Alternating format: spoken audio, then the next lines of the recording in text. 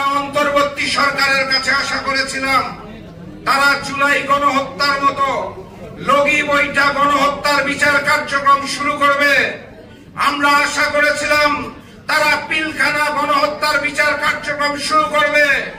আমরা আশা করেছিলাম তারা শাপলা গণহত্যার বিচার কার্যক্রম শুরু করবে। আমরা আশা করেছিলাম বাংলার মাটিতে মোদী বিরোধী যে আন্দোলন হয়েছিল সেই গণহত্যার বিচার তারা শুরু করবে।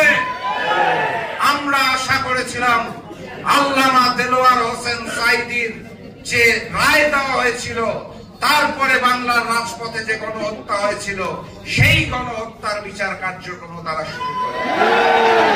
কিন্তু আমরা অত্যন্ত দুঃখের সাথে লক্ষ্য করছি তারা শুধুমাত্র টানা তৃতীয়বার অর্জন করেছে দেশের সেরা সুপার ব্র্যান্ড স্বীকৃতি বসুন্ধরা টিস্যু। জুলাইয়ের হাজারো শহীদের রক্তের বিনিময়ে যে মসনদে বসেছে শুধুমাত্র জুলাই গণঅভ্যুত্থানের বিচারটাই শুরু করে দিয়ে চলে যেতে চায়।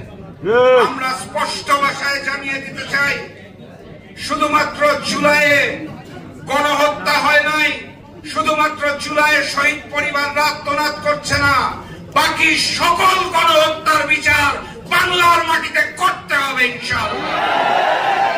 আপনারা যদি না করতে পারেন তাহলে দুহাত তুলে হ্যান্ডস আপ করে বলে দিন ইনশাআল্লাহ আগামীতে যেই সংসদ গঠিত হবে, আগামীতে যে ইসলামের আইন কানুন হবে, আগামী সংসদে জনগণের যে প্রতিনিধিত্ব থাকবে সেখান থেকে প্রয়োজনে আমরা লগি বইটা থেকে শুরু করে সকল গণহত্যার বিচার করবো ইনশাআল্লাহ।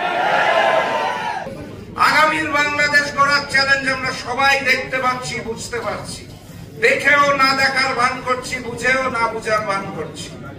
আগামীর বাংলাদেশ গড়ার চ্যালেঞ্জ হচ্ছে ওই যে হিন্দুস্তানের দালাল ছিল আওয়ামী লীগ, একইভাবে ওই আওয়ামী লীগের স্বৈরতন্ত্র আবার নতুন করে আরেকটা দল সৃষ্টি করতে চাচ্ছে এবং হিন্দুস্তানের আশীর্বাদ নিয়ে শুরু করতে চাচ্ছে।